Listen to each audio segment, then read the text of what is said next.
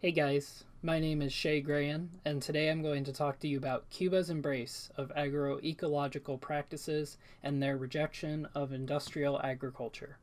First, a brief introduction. After the fall of the Soviet Union and Communist bloc in 1989, Cuban industrial agriculture suffered tremendously and food shortages ensued during the following government-dubbed special period, which was marked by a large economic recession and resource shortages. Out of necessity, Cubans began small-scale urban agriculture to provide themselves with food.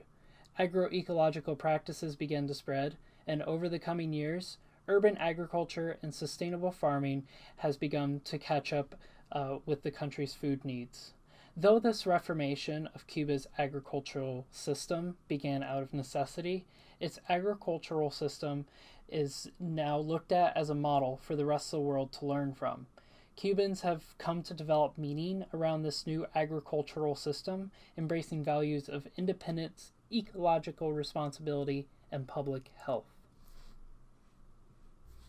The questions I aimed to answer in this research were: why do Cubans embrace agroecology? Why do they reject industrial agriculture?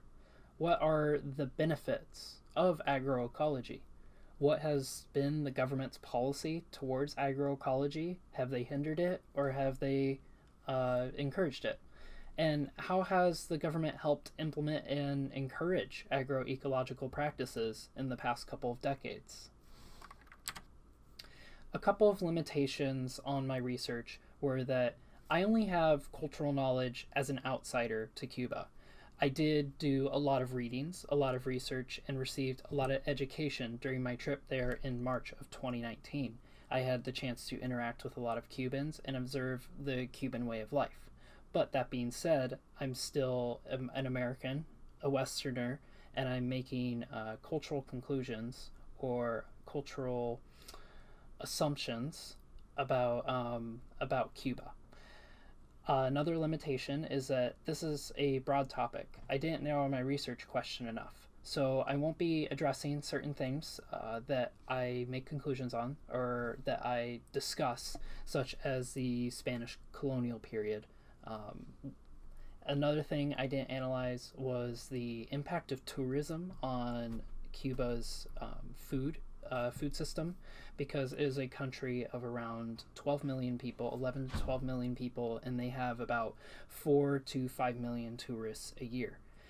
I didn't look at if those statistics either were including the percentages of people who would tour there, or if it was just for Cuban residents. Also, some of the research and statistics that I looked at were dated by a few years. I looked at some studies from primarily 2010, 2011, 2012, and 2013. The good thing is that a few of them are by the same researchers, and a few of them also reference each other, so the facts are consistent. Alright, so let's get started. I'm going to give you guys a brief history of Cuban agriculture to start. It is important to understand the centuries-old history of Cuban agriculture to understand how they've gotten to where they are in the past couple of decades. Cuban agriculture has been a monoculture throughout a majority of its history. Sugar is the primary crop that has always been grown in Cuba, as it was a luxury good that could be sold for great profit during the Spanish colonial period.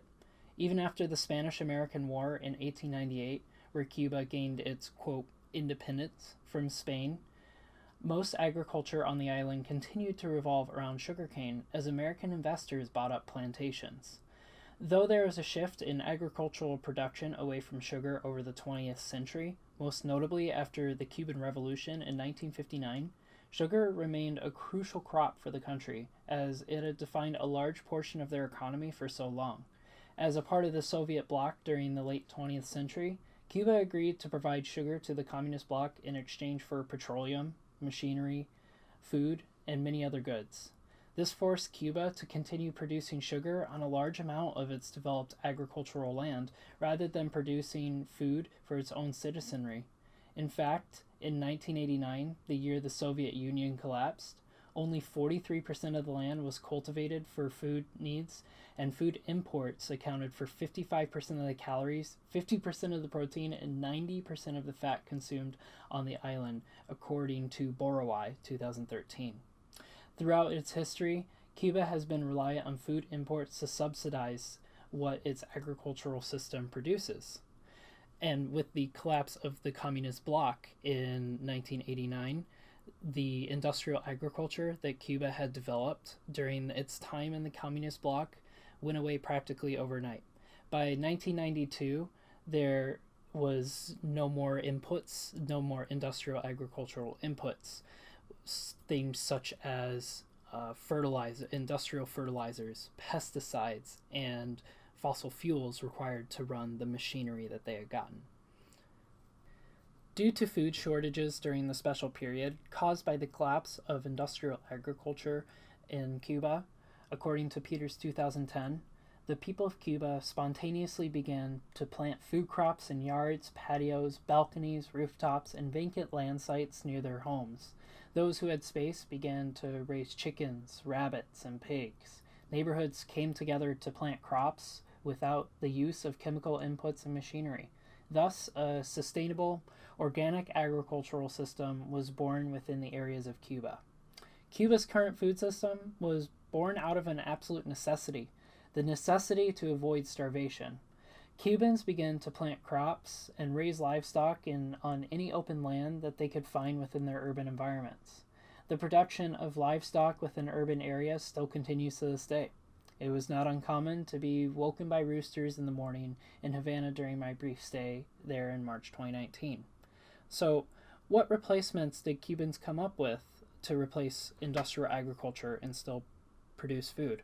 Well, according to Borowai 2013, they saw oxen replace tractors, biopesticides replaced agrochemicals, composting was common, crop rotation became a practice, polyculture was embraced, and worms replaced industrial fertilizer, and manual labor, human labor, and animal labor replaced machinery.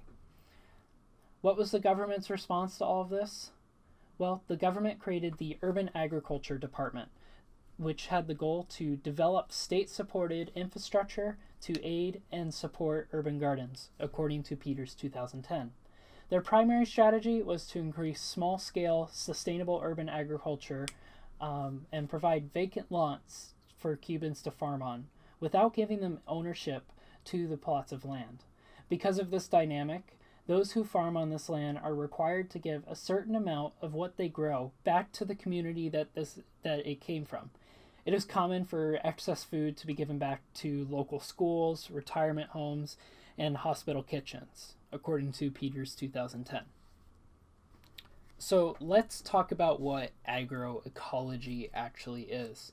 Up on the screen here, I have a few examples of what agroecological processes or practices look like in the practical terms, but according to Rose et al., 2011, who does a very good summary of what the goals of agroecology is, it's a list. So one goal of agroecology is increasing the recycling of biomass and achieving balance in nutrient flows, assuring favorable soil conditions, keeping the soil covered with mulch or cover crops, guaranteeing a high level of soil organic matter, and an active soil biology.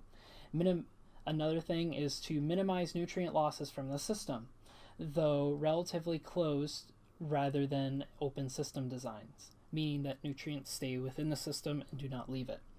Another pillar of this is promoting the functional biodiversity of the system, including within and in between species diversity, and above and below ground landscape level biodiversity.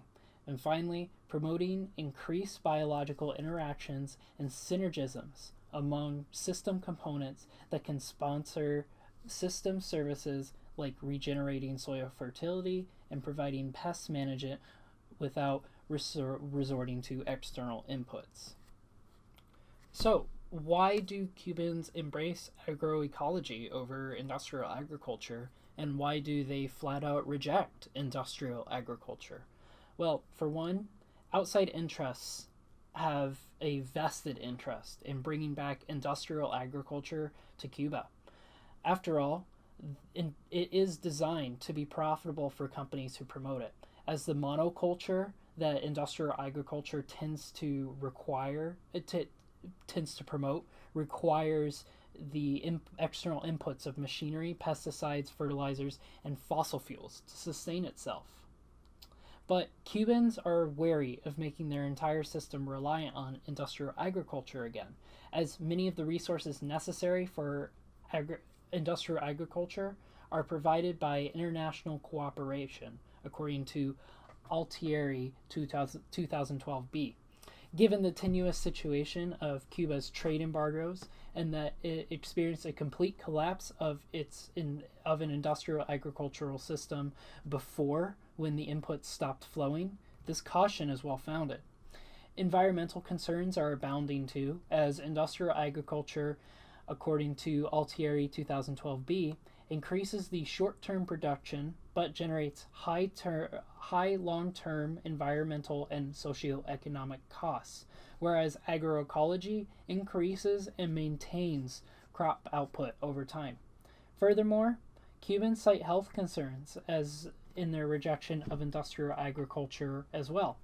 During the tour I attended at Vivero Alamar, which is Cuba's largest urban farm comprising of 27 hectares, the tour was led by Miguel Salcine, who is a urban agriculture pioneer within Cuba. He told us that many Cubans are concerned about cancers and negative health effects that chemicals used in industrial agriculture can have on the body. Salcine also cited that pesticides kill the microorganisms in the soil, which can cause you to lose your intestinal flora, as well as organisms that are beneficial to the plants you're growing. This is avoided, he claimed, when the crops are farmed organically. He even admitted, though, say with his intestinal flora claim, that some of the research is preliminary, but they don't want to take the risk, was their attitude. Another and huge reason why Cubans have embraced agroecology is because it's more resilient to the effects of climate change than industrial agriculture is. In fact, multiple studies have found that embracing agroecological principles increases resilience, which both helps lessen the impact of the initial climate change event and decreases the recovery time after such an event. So, what is the relationship of my research to political ecology, and what conclusions was I able to draw from what I discovered? Well, by embracing polyculture and agroecological principles, Cubans are also redefining what the commons in which agriculture takes place is. Cubans are deciding on the sociological and environmental future they want for themselves by embracing new practices that are free from foreign influences, by making agriculture a collective practice, and by fostering cooperatives. Cubans are rejecting the idea of corporate privatization and embracing food sovereignty, as well as defining their own agricultural practices on a large scale for the first time in their history. That comes from Holt and Gimenez and Lammerman in 2019. Reclaiming control of their agricultural system and implementing unique practices is a form of Cubans reclaiming their independence from foreign influence. In fact, the sheer act of practicing polyculture over monoculture, of using human and animal labor instead of machines, of using biopesticides instead of agrochemicals, is in and of itself a rejection of Cuba's colonial history and a reclamation of its independence. To further elaborate on this point, I want to bring up Bridge 2009, in which it is cited, resources are a dynamic and relational category. This means that our relationships to resources, let alone what we define as resources, are always changing and are completely determined by humans. Resources in and of themselves do not exist in the natural world, but are rather a human construct. Cubans' relationship to their agricultural resources has changed over time, Agriculture, which used to be viewed as a negative insinuation of slavery through sugar plantations or through foreign influence, extracting resources from Cuba, agriculture is now viewed as a way for Cubans to reclaim its independence.